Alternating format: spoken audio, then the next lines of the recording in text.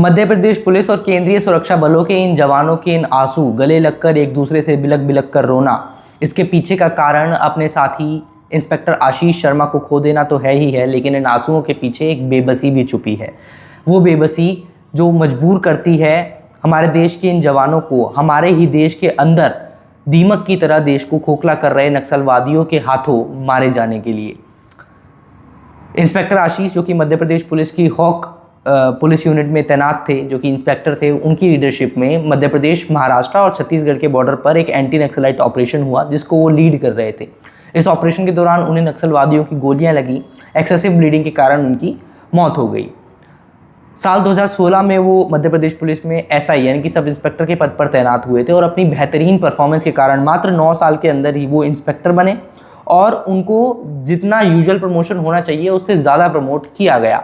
इसके अलावा 2 gallantry awards भी उनको मिल चुके हैं अपने बेहतरीन ब्रेव परफॉर्मेंस की वजह से इस एंटी नक्सलाइट ऑपरेशंस के अंदर।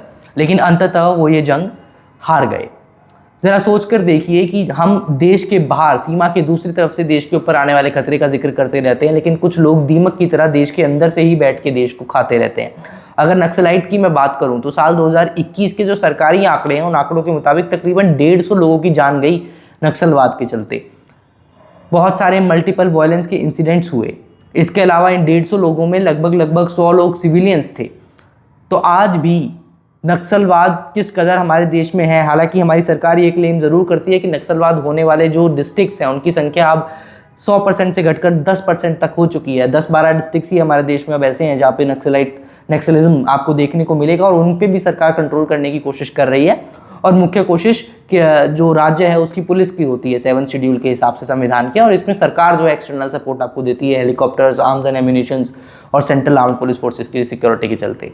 लेकिन ये इंस्पेक्टर आशीष की कहानी है और उनकी तरह दर्जनों और हमारी सेंट्रल और स्टेट पुलिस फोर्सेस के जवान जो अभी तक नक्सलिज्म में हम सबकी सुरक्षा करते हुए शहीद हो चुके हैं।